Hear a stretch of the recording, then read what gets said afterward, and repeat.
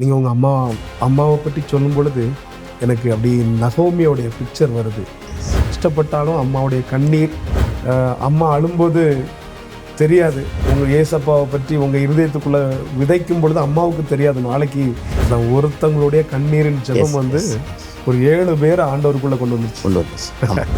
First நீங்கள் பஸ்ஸுக்குள்ளே யாரையும் tracks கொடுத்துட்டு பாட்டு பாடினீங்கன்னு சொன்னீங்களா? தடவை பாடின பாட்டு உங்களுக்கு ஞாபகம் இருக்கு? கிரிகளில் கண்கள் உயர்த்தி ஞானோதும். நான் எந்த இடத்துல என்னுடைய சாட்சி சொன்னாலும், அது மேடையில் சொன்னாலும், எப்போ சொன்னாலும், இது என்னுடைய ஊழியத்தினுடைய 40வது வருஷம், இப்போ சொன்னாலும்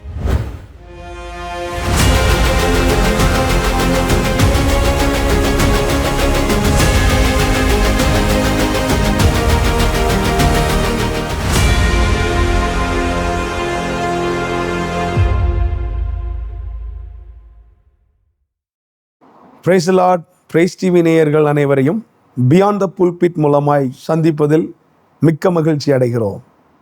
இந்நிகழ்ச்சியில் ஒவ்வொரு போதகர்களுடைய வாழ்க்கையை நாம் அறிந்து வருகிறோம்.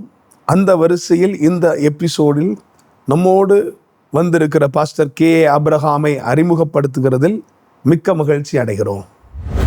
Real talk real faith with pastor K. Abraham. Praise lord pastor. Praise lord. Praise lord. எப்படி பாஸ்டர், நல்லா இருக்கிறீங்களா? கர்த்தர் கிருபையினால. ஆமென். இந்த அருமையான இந்த இன்டர்வியூ செஷனில் இந்த டாக் ஷோவில் நாங்கள் உங்களை வரவேற்கிறோம். இது ஒரு பெரிய பாக்கியமாக நாங்கள் கருதுகிறோம். உங்களை பற்றி நிறைய அறிந்து கொள்ளணும். உங்களுடைய ஸ்பிரிச்சுவல் ஜேர்னி, உங்களுடைய தனிப்பட்ட வாழ்க்கை எல்லாவற்றையும் குறித்து நாங்கள் இந்த ஷோ மூலமாக நாங்கள் அறிந்து கொள்ள வேண்டும் என்று விரும்புகிறோம். எங்களுக்காக நேரத்தை ஒதுக்கி உங்களுடைய பெரிய பிஸி ஷெட்யூல் மத்தியிலே நீங்கள் எங்களோட வந்து உங்களுடைய நேரத்தை செலவிட நீங்கள் எங்களுக்கு ஒத்துழைத்தபடினால நாங்கள் இயேசுவின் நாமத்தினால உங்களுக்கு வாழ்த்துக்கிறேன். நான் வந்து ஏதோ ட்ரீமில் இருக்கிற மாதிரி இருக்கிறேன். ஏன்னா ஆக்சுவலி என்னுடைய தாய்மொழி வந்து மலையாளம். ஓகே. நிறையா மலையாள பாஷையில் பல இடங்களில் வந்து இன்டர்வியூலாம் கொடுத்துருக்குறேன். ஆனால் வந்து நான் தமிழில் வந்து இன்டர்வியூக்கு உட்காரும்போது இது எனக்கு கிடைத்த ஆப்பர்ச்சுனிட்டி. உங்களுடைய மீடியாவில் பேச கிடைச்சது ஒரு நல்ல சமயம். ஆனாலும் நான் தமிழில் கேட்கும்போது தமிழில் சொல்லணுமேங்கிற ஒரு எக்ஸைட்மெண்ட் எனக்கு இருந்துச்சு. பரவாயில்ல, நீங்கள் உங்கள் தமிழ் ரொம்ப நல்லா இருக்கு. ஸோ இது எங்களுக்கு கிடைத்த ஒரு பெரிய பாக்கியமாக நாங்கள் நினைக்கிறோம் பாஸ்டர். கண்டிப்பாக. ஸோ இது கர்த்தர் உண்டு பண்ணின நாள். இது இந்த நாளை கர்த்தர் கண்டிப்பாக தீர்மானம் பண்ணதுனால உங்களோட டைம் ஸ்பெண்ட் பண்ணுறதுக்கு பெரிய ஒரு கிருபையை கர்த்தர் எங்களுக்கு கொடுத்துருக்கிறார். பாஸ்டர், முதல்ல உங்களுடைய வாழ்க்கை, நீங்கள் எங்கே பிறந்தீங்க, உங்களுடைய குடும்பங்கள், அதை பற்றி சொல்லுங்கள் பாஸ்டர். கேரளாவில் இடுக்கி மாவட்டம். இடுக்கி மாவட்டத்தில் வண்டிப்பெரியார்னு சொல்லி ஒரு இடம், அதுக்கு கிட்ட. ஆக்சுவலி அந்த பர்டிகுலர் பிளேஸ் வந்து 55th மைல், கோட்டயத்துலேருந்து 55வது மைல்னு சொல்லும். கரடிக்குழின்னு வேறு சொல்லுவாங்க. Tea estate area. ஓகே. இது வந்து நீங்கள் கேள்விப்பட்டிருப்பீங்க, தமிழ்நாடு பார்டர் கம்பம், தேனி, மதுரை, அதனுடைய பார்டர் வந்து குமிளி வரும். குமிளி தாண்டி வண்டிப்பெரியார் வரும். ரியலி அங்கே பிறந்து வளர்ந்தனால தான் இந்த தமிழ் ஜனங்கள், தாராளமான ஜனங்கள் அங்கே இருந்தது. அவங்க கூட்டத்திலேயே பழகி அப்படியே தமிழ் கொஞ்சம் கொஞ்சமாக பேச ஆரம்பித்தது. அதுதான் என்னுடைய பிறந்து வளர்ந்த இடம். எஸ். ஓகே. ஓகே. எஸ். உங்களுடைய பேரண்ட்ஸ் பற்றி சொல்லுங்க. என்னுடைய அப்பா இப்போ வந்து உயிரோடு இல்லை.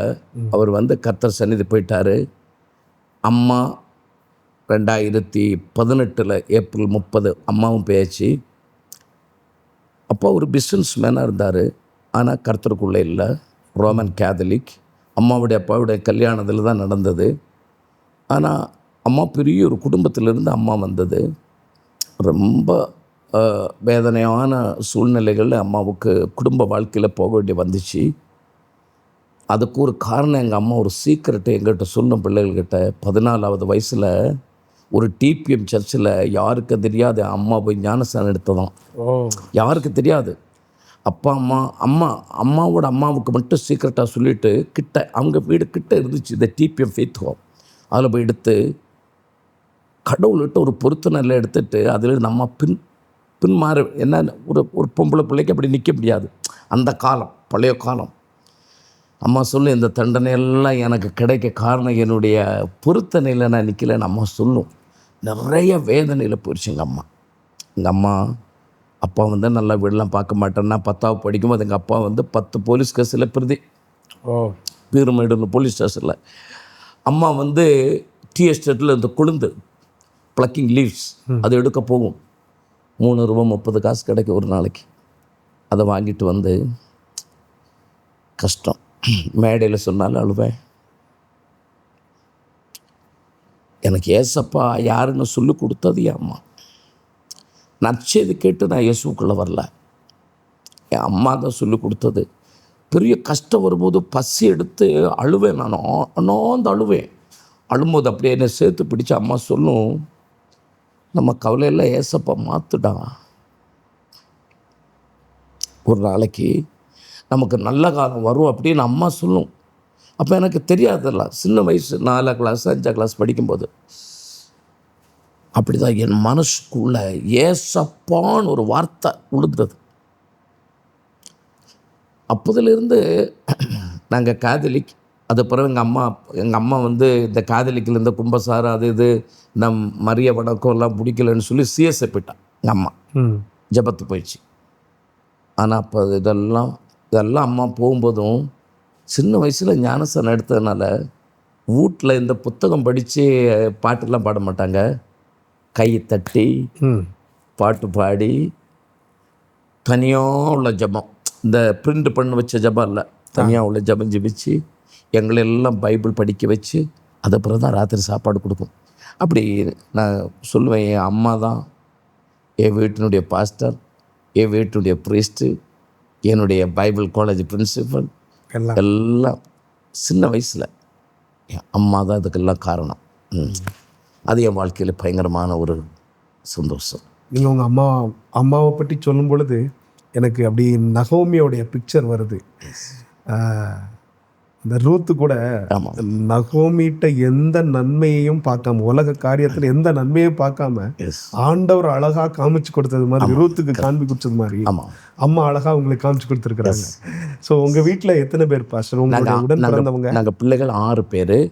அதில் 4 பெண் குழந்தைகள், 2 ஆம்பளை குழந்தைகள், நாங்கள் 2 பேர். அது என்னுடைய தம்பி வந்து கேரளாவிலே ஒரு preacher K.A. Thomas, pastor K.A. Thomas, அவரும் பப்ளிக் ப்ரீச்சர். நாங்கள் 2 ஆம்பளை பேர் மாதிரி 4 பேர். இப்போ 4 பேர் வந்து பெண்டகோஸ்ட் இது விசுவாசத்தில் இருக்கிறாங்க. அதில் 2 பேர் வந்து பாஸ்டர்ஸை கல்யாணம் முடித்தாங்க. பாக்கி 2 பேர் விசுவாசத்தில், அவங்க குழந்தைகள் எல்லாம் இப்போ ஊழியத்தில் எல்லாரும் விசுவாசத்தில் இருக்காங்க. 6 பேர் நாங்கள் பிள்ளைகள். ஸோ 6 பேரும் ரட்சிக்கப்பட்டு கர்த்தரோட இருக்கிற ஒரு நிலைமையில ஆண்டவர் வச்சிருக்கிறாங்க. ஸோ அன்னைக்கு ஆண்டவர் கஷ்டப்பட்டாலும் அம்மாவுடைய கண்ணீர் 100%. அது ஒரு இது சூழ்நிலைகளின் நிமித்தம் நம்ம அந்த மாதிரி போறதுனால கூட அதை ஒரு பெரிய விஷயமா ஆண்டவர் நினைக்க மாட்டாங்க இல்லையா? அதான் ஒரு பெரிய கிருபை உள்ள கர்த்தர் இல்லையா நம்ம ஆண்டவர். ஆமென். ஸோ அன்னைக்கு அம்மா அழும்போது தெரியாது, உங்கள் ஏசப்பாவை பற்றி உங்கள் இருதயத்துக்குள்ளே விதைக்கும் பொழுது அம்மாவுக்கு தெரியாது நாளைக்கு நீங்கள் அப்படி ஆண்டவருக்காக அந்த உலகத்தை கலக்குவீங்க கண்டிப்பாக தெரியாது. பிறகு நான் ஊழியத்தெல்லாம் நான் வந்த பிறகு நிறைய வருடங்கள் 2 பேரும் என்னுடைய கன்வென்ஷன்லாம் வந்து உட்காந்து இதே சாட்சி நான் மேடையில் அவங்க உட்காந்துருக்கும்போது சொல்லுவேன், என் அம்மா அந்த இருக்குது, அப்பா இங்கே இப்படி இருக்குது அப்படின்னு நான் சொல்லுவேன். சொல்லி அந்த சந்தோஷம் எல்லாம் அவங்க பெற்று தான் கர்த்தருக்குள்ளே போனாங்க. அப்பா அதுக்கப்புறம் லேட்டர் ரட்சிக்கப்பட்டு ஞானஸ்நானம் எடுத்தார். அதுக்கு பரவாயில்ல எடுத்து. ஆனால் அவர் கொஞ்சம் முன்னாடி மதுபானியால் இருந்தனால சரீர பலவீனம் நிறையா இருந்துச்சு. அதனால் மருந்தெல்லாம் அவருக்கு பிடிக்கல, கொஞ்சம் நேரத்தை இறந்துட்டார். ஓகே. ஆனால் ரட்சிப்பு, கர்த்தருடைய ரட்சிப்பை பெற்றுட்டு எல்லாம் அதான் ஒருத்தங்களுடைய கண்ணீரின் ஜெபம் வந்து ஒரு 7 பேரை ஆண்டவருக்குள்ளே கொண்டு வந்துருச்சு. ரொம்ப அருமையான ஒரு சாட்சி பாஸ்டர். ஆரம்பமே ரொம்ப ஆண்டவர். நான் இதை கேட்டுக்கொண்டு இருக்கிற அனைத்து மக்களுக்கு நான் சொல்லுவேன், ஒரு ஜெபிக்கிற தாய் வீட்டில் இருந்தா, இப்போ நான் எல்லா தாய்மாருக்கும் சொல்லுவேன், அம்மா நீ ஜெபிக்கிற தாயாரு, அந்த வீட்டை கர்த்தர் உனக்கு தரும். இது என்னுடைய அனுபவ சாட்சி. Thank you so much pastor. Thank you. So நீங்கள் எந்த வயசில் ஞானஸ்நானம் எடுத்தீங்க பாஸ்டர்? 24வது வயசில் நான் ஞானஸ்நானம் எடுத்தேன். 24வது வயசில் ஞானஸ்நானம் எடுத்து அப்படியே ஊழியத்துக்காக ஒப்பு கொடுத்து வீட்டிலேருந்து கிளம்பி ஒரு பாஸ்டர் கூடயே போய் அப்படியே தாமஸ் ஆயிடுச்சு. ஓகே. அது எந்த ஊரில்? அது அந்த நான் சொன்ன வண்டி பெரியார்கிட்ட அந்த இடத்தினுடைய பேர் வந்து பாம்பனான்னு சொல்லுவோம். ஒரு சாதாரணமான சபை, ஒரு சுதந்திர சபை.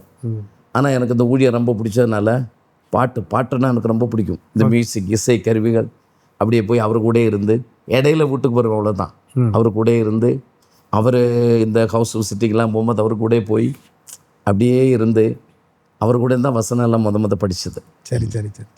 ஞானஸ்நானம் எடுத்த உடனே ஒரு அர்ப்பணிப்புக்குள்ளே நீங்கள் போயிட்டீங்க. ஸோ எப்போ நீங்கள் பலிபீடத்தில் பிரசங்கம் பண்ண ஆரம்பிச்சிங்க? 1986 ஏப்ரல் மாதம் ஒரு 10ஆம் தேதி, ஒரு 3ஆம் தேதியிலேருந்து 7 நாள் நான் உபவாசத்திலிருந்து 10ஆம் தேதி கர்த்தருக்காக என்னுடைய வாழ்க்கையை நான் ஒப்பு கொடுத்து ஊழியத்துக்காக தீர்மானம் எடுத்தேன். ஆனால் தீர்மானம் அப்போ எடுத்திருந்தாலும் அதுக்கு பிறகு கொஞ்ச நாள் ஊழியக்காரங்க கூட எல்லாம் நடந்து வீட்டில் அப்பா கொஞ்சம் பிரச்சனை ஆரம்பித்தாச்சு. ஏன்னா நான் வேலை கிளம்பும்போது இந்த வேலை காசு கிடைக்கும், அந்த காசு கொண்டு வீட்டில் கொடுக்கறனால அப்பாவுக்கு கொஞ்சம் சோம்பேறியாக நடக்கலாம். ஆமாம். ஆனால் நான் வேலையை நிப்பாட்டி ஊழியத்துக்காக இறங்கும்போது கொஞ்சம் பிரச்சனை. அதுக்கு என்ன அவர் அடிக்கையெல்லாம் செய்தார். அப்படி வீட்டில் இருந்து ஒரு வெள்ளை சட்டு கூட இல்லாமல் ஒரு தகர பெட்டியெல்லாம் எடுத்துகிட்டு நான் வெளியே கிளம்பிட்டேன்.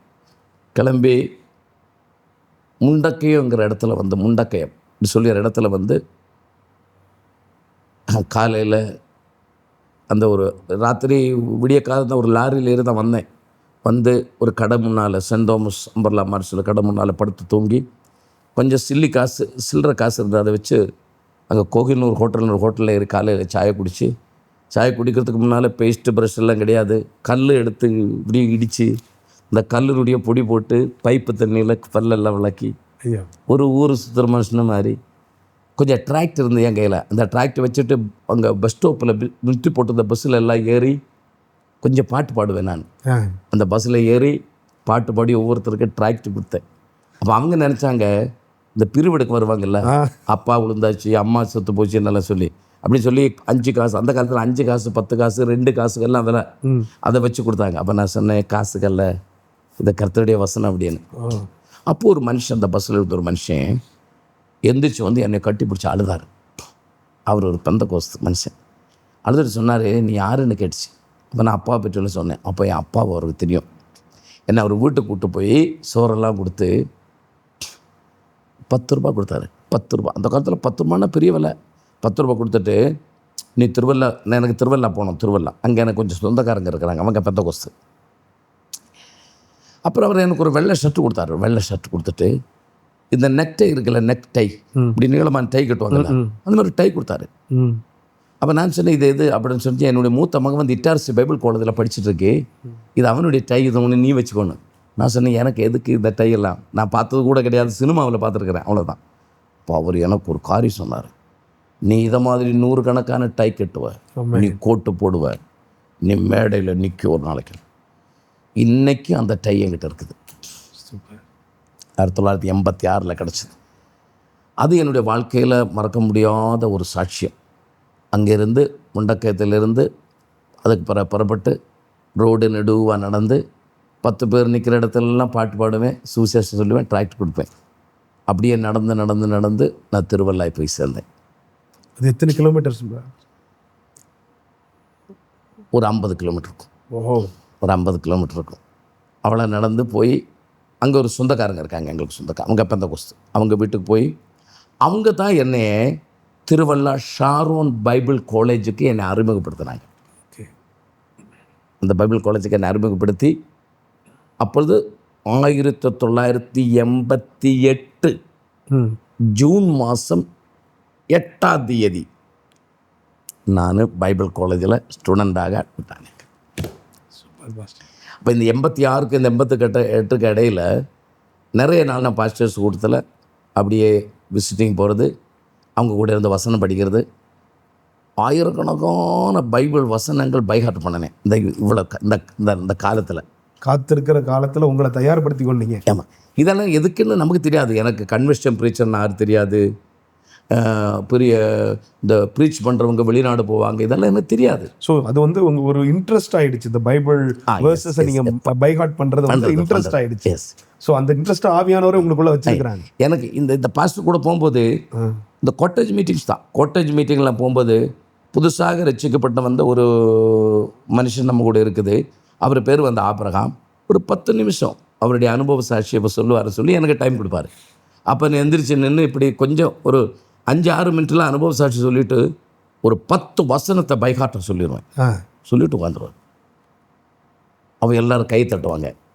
அவன் என்னை பொறுத்தளவில் எனக்கு வேற ஒன்றும் தெரியாது, பிரசங்க தெரியாது. அப்போ அடுத்து நான் இன்னும் ஒரு 10 பஸ் படிப்பேன். அப்படியே படித்து இது எந்த வயசில் அது நடக்குது? உங்களுடைய 25வது வயசு, 26வது வயசில்? ஓகே, அந்த வயசில் தான் நடக்குது. ஃபஸ்ட் நீங்கள் பஸ்ஸுக்குள்ளே யாரையும் ட்ராக்ஸ் கொடுத்துட்டு பாட்டு பாடினீங்கன்னு சொன்னீங்க இல்லையா?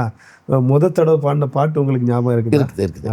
அப்போ வந்து நான் இப்படி பஸ்ஸில் நின்றுட்டு,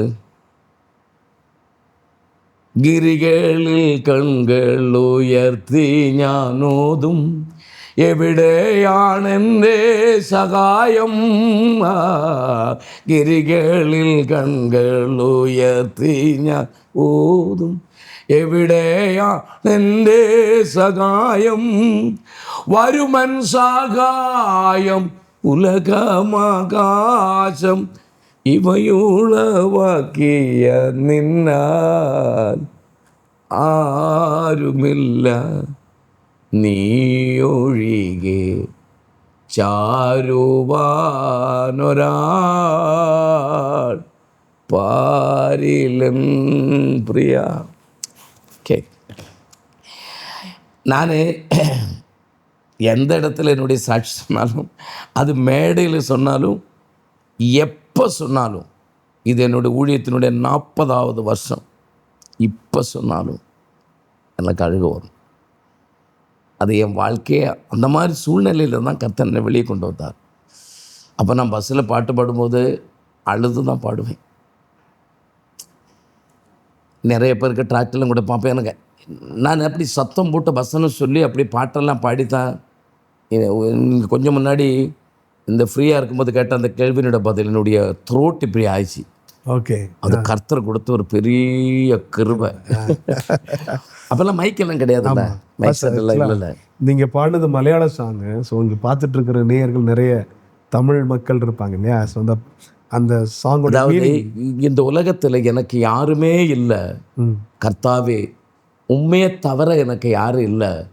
உம்முடைய பர்வதத்தை நோக்கி, கல்மலையை நோக்கி என்னுடைய கண்களை உயர்த்தி, 121வது சங்கீதத்தினுடைய வசனம், கிரிகளில் கண்கள் உயர்த்தி ஞான் ஓதும், என் கண்கள் பர்வதத்துக்கு நேராக உயர்த்துகிறேன், எனக்கு சகாயம் உம்முடைய இடத்திலிருந்து வரும். அதுதான் என்னுடைய மீனிங். Okay okay master.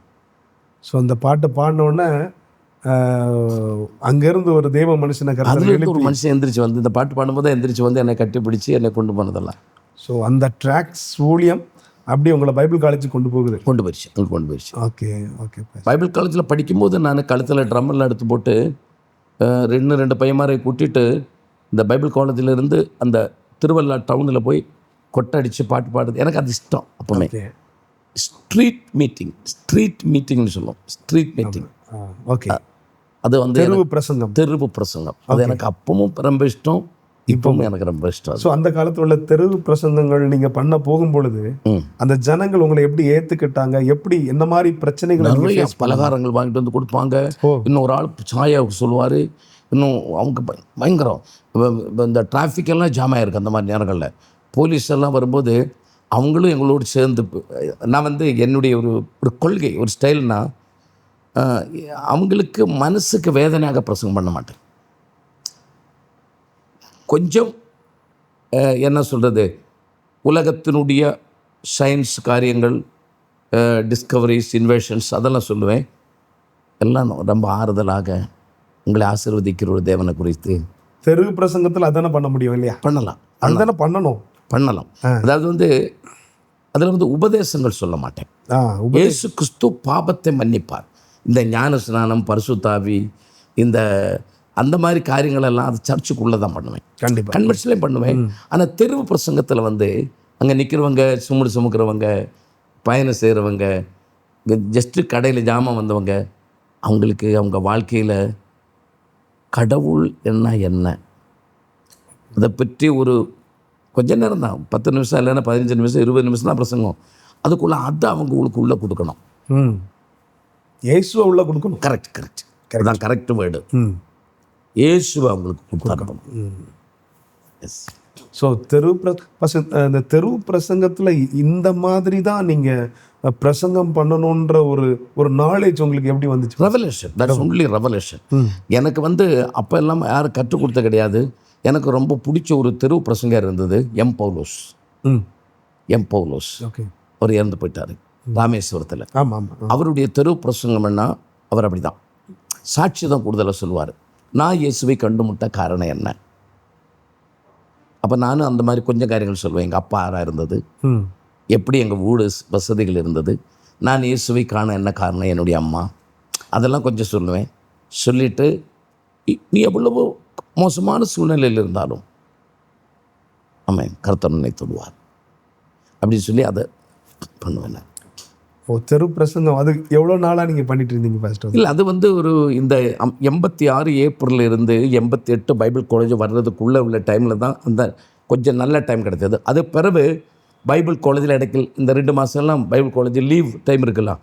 அந்த சமயத்தில் நாங்கள் ஒரு குரூப்பாகவே ஆரம்பிச்சிட்டோம். ஓகே. ஆரம்பித்து அது ஒரு டீம் ஒர்க்காகவே ஆரம்பித்து 28 வருஷம் சாத்யத் கோஸ்பல் மினிஸ்ட்ரிஸ் ஆஃப் இந்தியான்னு சொல்லி ஒளிபரப்பு, இன்னிசை எல்லாம் வச்சு. ஓகே. என் கூட 14 வருஷம் பாட்டு பாடினார் தஞ்சாவூர் வில்லியம்ஸ், என் கூட பாட்டு பாடினவர். சரி. அப்படி அடூர் சந்தோஷ், கேரளா, தமிழ்நாட்டிலையும் கேரளாவில் உள்ளவங்க அதுக்கப்புறம் டீமாவை ஒர்க் பண்ண ஆரம்பிச்சிச்சு. அப்போ வந்து கர்த்தர் என்னை கொஞ்சம் 1991 91 ஃபஸ்ட்டில் நான் மஸ்கட் நான் படிச்சுட்டு இருக்கும்போது பைபிள் காலேஜ் படிச்சுட்டு இருக்கும்போதே கொண்டு போனாங்க மஸ்கட் ஃபஸ்ட்டு. பிறகு 95 96 நிறையா தடவை போய் அப்போ வந்து இங்கே வந்து நம்ம ஒரு பஸ்ஸெல்லாம் வாங்கியாச்சு. ஒரு 6 வீல் பஸ் வாங்கி ஒரு 10,000 வாட்ஸ் சவுண்ட் சிஸ்டம் வாங்கி, பிறகு எல்லாம் தபலை, கிட்டார் இதெல்லாம் வாங்கி ஒரு 12 பேருனுடைய ஒரு டீமே, ஒரு இன்னிசை குழு, பிரசங்க எல்லாம் சேர்த்து அமைத்து நானும் என்னுடைய தம்பி தாமஸ் நாங்கள் எல்லாம் சேர்ந்து அப்படி ஓல் இந்தியாவே நான் வண்டியில் 6 டைம்ஸ் நாங்கள் போயிட்டோம். 24 ஸ்டேட்டை நாங்கள் கவர் பண்ணிட்டோம். சூப்பர். ஓல் இந்தியா. இப்போ 40 வருஷத்தில் ஒரு வருஷத்தில் 300 நாள் எடுத்து நான் 12,000 நைட்டு மீட்டிங்கே பண்ணியாச்சு. 12,000 நைட்டு மீட்டிங்கே 12,000. இந்த டீம் கோவிட் வரைக்கும் தான் இருந்துச்சு. கோவிடுக்கு முன்னாடி வரைக்கும் தான் டீம் இருந்துச்சு. அதோட டீம் முடிந்தது. என்னுடைய வாழ்க்கையில் ஒரு வருஷத்தில் 365 நாள், 65 நாள் ஓய்வு, மழை, பல பிரச்சனை இல்லை. 300 நாள் ஸ்டேஜில் 40 வருஷம் இன்ட்டு 300 சிக்கல் டு 12,000 12,000 மேடையில் கர்த்தரை பிரசங்கம் பண்ணியாச்சு. சூப்பர். 40 வருஷத்தில் அயராம ஓடுறீங்க. ஓகே. எனக்கு வந்து அப்படி பாஸ்டர், இது ஒரு அருமையான ஒரு வார்த்தை பாஸ்டர். நான் இதை கேட்டுக்கொண்டு இருக்கிற அத்தனை பேர்கிட்ட சொல்கிறேன், இந்த உலகத்தில் எதையும் ஒரு ஆள் வேறு ஆளுக்கு வந்து ஒப்போஸ் பண்ணலாம், ஆனால் ஒரு ஆள் அனுபவத்தை மட்டும் ஒப்போஸ் பண்ண முடியாது. அனுபவத்தை ஒரு ஆளுக்கு ஒப்போஸ் பண்ண முடியாது. அதனால் உங்கள் வாழ்க்கையில் ஒரு நல்ல அனுபவத்தை பெற்றுக்கொள்ளுங்க கர்த்தரோடு சேர்ந்து அப்படின்னு நான் கேட்குற எல்லாருக்கும் சொல்கிறேன். ஏன்னா இப்போ என்ன கரம் கூப்பி உங்களை நான் சொல்கிறேன், என் வாழ்க்கையில் ஒன்றும் முன்னாடி பிளான் பண்ணி செஞ்சதே இல்லை.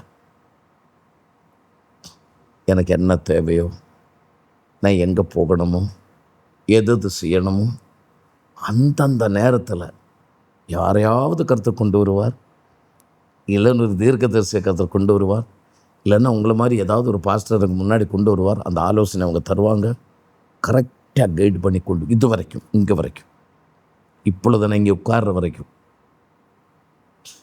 அப்படியே கருத்தை கொண்டு போயிட்டு அன்றைய பெரிய கிருபை. ஆமாம், பெரிய கிருபை. Thank you so much. ஃபர்ஸ்ட் உங்களுடைய அப்புறம் மேரேஜ் அதை பற்றி சொல்லுங்கள் பாஸ்டர். எனக்கு என்னுடைய வாழ்க்கையில் ரொம்ப எனக்கு 4 சகோதரிமார் இருந்தனால ஓகே, அவங்கள கல்யாணம் முடிச்சு கொடுக்கறதுக்கெல்லாம் என் கையில் ஒன்றும் இல்லை. ஒரு புல்லு போட்ட புல்லுன்னு தானே உங்களுக்கு தெரியுமா புல்லுன்னா? இந்த இடுக்கி மாவட்டத்திலலாம் ஓலை கிடையாது, நெல் இந்த தென்னை மரத்தினுடைய ஓலை இல்லை, புல்லுன்னு சொல்லும். ஓகே. திருவ புல்லுன்னு சொல்லி இப்படி நீளமாக இருக்கும் புல். இந்த புல்லை வெட்டி எடுத்து அதை காய்ஞ்சி அதை எடுத்து போட்டு தான் இந்த வீட்டுக்கு கூரை செய்கிறது. ஓகே. அது புல் போட்ட கூரை. ஓகே. தரையெல்லாம் சாணி முழுவுன தரை. மண் அப்படியே குழைச்சி மண் இந்த பொத்தி வச்சு இப்படி செவுரு கட்டுவாங்க. அந்த மாதிரி வீட்டில் தான் 24 வருஷம் வாழ்ந்தேன். ஃபர்ஸ்ட் நான் கை குப்பி சொல்கிறேன், 24 வருஷம் நான் ஒரு கட்டிலே படுத்ததில்லை. ஃபர்ஸ்ட் என் வீட்டில் ஒரு கட்டில் தான் இருந்தது, அதில் அம்மா அப்பாவும் படுக்கும், வேறு கட்டில் இல்லை. நான் காட்டில் போய் ஈட்ட தெரியுமா, ஈட்ட பாம்பு, ஆமாம், அதை வெட்டிட்டு கொண்டு வந்து அதை ரோட்டில் போட்டு சதைச்சி இந்த சுத்தியில் வச்சு அடித்து இப்படி இப்படி இப்படி பருத்தி எடுத்துட்டு அதை இப்படி மெடைஞ்சி இப்படி மெடைஞ்சி ஒரு தட்டி மாதிரி உண்டாக்கி வீட்டுக்குள்ளே 4 கம்பு குளிச்சு போட்டு அதுக்கு மேலே இந்த தட்டி வச்சுட்டு அதை கவர் போட்டு கட்டி அரிசியினுடைய சாக்கு ஆமாம் அதை போட்டுட்டு போர்வை இல்லாதனால சாக்குக்குள்ளே ஏறுவேன். நைட்டு தணுப்பு, ஹைட்ரஜன் நல்லா தணுப்பு, போர்வைக்குள்ளே ஏறி நான் மேடையில் தமாசுக்கு சொல்லுவேன், இந்த அந்த சாக்குக்குள்ளே ஏறி இப்படி சுருண்டு கிடந்தனால தான் எனக்கு நீளம் குறைஞ்சி போச்சுன்னு சொல்லுவேன் நான். ஒரு தமாசுக்கு. ஆனால் நான் சொல்லுவேன், அப்படியே சுருண்டு படுத்துருப்பேன் நான் சாக்குக்குள்ளே ஏறி. 24 வயசு வரைக்கும் என் வீட்டில் ஒரு சேர் கிடையாது, ஒரு நல்ல குப்பி கிளாஸ் இல்லை, ஒன்றும் இல்லை. எங்கள் அப்பா அது மாதிரி இரகுலராக இருந்ததுனால எங்கள் அம்மாவால் இதெல்லாம் செய்ய முடியல. அதனால் என்னுடைய நண்பர்கள் எல்லாம் வீட்டுக்கு கூப்பிட்டு வரமாட்டேன். அம்மா சொல்ல, யாரையும் கூப்பிட்டு வராதடா, உட்கார்றது கசரை கிடையாது, இப்போ சாயா கொடுக்கணும்னா பாலும் கிடையாது, கிளாஸும் கிடையாது. வாழ்க்கையில் ஒரு மனுஷனுக்கு எவ்வளவு கஷ்டங்கள் எவ்வளோ வேதனைகள் வரலாம், அதெல்லாம் நான் கடந்து போனேன். ஆனால் அப்போ எல்லாம் நமக்கு தெரியாது ஏன் இதெல்லாம் இப்படின்னு. ஆனால் ஏசப்பாவை கண்டு முட்டி ஏசப்பாவுக்காக இதயத்தை கொடுத்து நாங்கள் எங்கள் வீட்டில் ஜெபம் ஆரம்பித்து ஊழியக்காரங்க வந்து கால் மதித்து ஜெபிக்க ஆரம்பித்து எல்லாம் மாறியாச்சு. அப்படியே நான் இருக்கும்போது என்னுடைய கொள்கை என்ன சொன்னல, 4 பொம்பளை பிள்ளைகள், அவங்களெல்லாம் கட்டி கொடுக்க முடியாது, கர்த்தர் அற்புதம் செய்தார். அப்போ நான் ஒரு தீர்மானம் எடுத்தேன், நான் ஒரு பாவமான குடும்பத்திலிருந்து ஒரு பொண்ணுக்கு நான் வாழ்க்கை கொடுப்பேன். அப்படி நான் திருவள்ளாவில் பைபிள் காலேஜ் கிளாஸில் முடிஞ்சு கிராஜுவேஷன் நான் பண்ண பிறகு அங்கே உள்ள விசுவாசிகள் எனக்கு பழக்கப்பட்டவங்களாக சேர்ந்து திருவள்ளாவிலிருந்து கர்த்தர் எனக்கு ஒரு 1992 டிசம்பர் மாதம் 26ஆம் தேதி, இந்த மாதம் 26ஆம் தேதி என்னுடைய 33வது வெட்டிங் ஆனிவர்சரி. சூப்பர். 2 குழந்தைகள். மூத்த குழந்தை வந்து டாக்டர் ஆக்னஸ் மேரி அப்ரஹாம், டாக்டர். அவருடைய ஹஸ்பண்ட் வந்து டாக்டர் ஜூலியஸ் பிலிப். இங்கே 2 பேரும் இப்போ சென்னையில் வேலை பார்க்குறாங்க, டாக்டர்ஸ் 2 பேரும் ஹாஸ்பிட்டலில் வேலை பார்க்குறாங்க. எனக்கு ஒரு மகன், 2வது மகன், அவன் வந்து கன்சல்டிங் சைக்காலஜிஸ்ட், எம்எஸ்டபிள்யூ முடித்து சைக்காலஜியில் போஸ்ட் கிராஜுவேஷன் முடித்து பிறகு இந்த சில்ட்ரன் சைக்காலஜி, ஹிப்னோட்டிசம் அதெல்லாம் முடித்து இப்போ நாங்கள் ட்ரிவாண்ட்ரத்தில் ஒரு கவுன்சிலிங் சென்டர் ஆரம்பித்தாச்சு, திறந்தாச்சு. Soul care counselling centre, soul care counselling centre Vizhavoor ட்ரிவாண்ட்ரம்னு சொல்லி நாங்கள் ஆரம்பித்தாச்சு. Super pastor. எந்த மனுஷனையும் பிரகாசிப்பிக்கிற மெய்யான ஒளி தான் நம்ம கர்த்தர் இல்லையா? ஸோ அது மாதிரியே ஒன்றும் இல்லாத அப்படி உங்கள், அதாவது before marriage, like before God ஒரு மாதிரி இருந்திருக்கிறீங்க, 24 வரைக்கும் ஒரு மாதிரி இருந்திருக்கீங்க. அதுக்கப்புறம் ஒரு பெரிய சேஞ்ச், உலக பிரகாரமான பெரிய ஆசீர்வாதங்களையும் எனக்கு கொடுத்த மனைவியை பற்றி சொன்னால், அவள் ஒரு ஒளி, அவள் நல்லா ஜெபிக்கிற, அவள் வந்த பிறகு எனக்கு நிறைய ஆசீர்வாதங்கள் கொடுக்கறது கர்த்தர் தான். அதனால் நான் சொல்லுவேன், அவளை சொல்லுவேன், நான் எந்த மேடையில் சொல்லுவேன், அவள் வந்தது, என் குழந்தைகள் பிறந்தது ஒவ்வொன்றா நட்சத்திரங்கள் மாதிரி எனக்கு. அதனால தான் என்னுடைய மகளுக்கு நான் வீட்டில் ஸ்னேகான்னு பேர் போட்டேன். It's the first fruit of holy spirit. Sneha, love, அன்பு. அன்பு. என்னுடைய மகன் பேர் வந்து சந்தோஷ். சொன்னால் happiness, the second fruit of holy spirit. என்னுடைய வாழ்க்கையை அப்படி தான் கர்த்தர் கொடுத்தார்.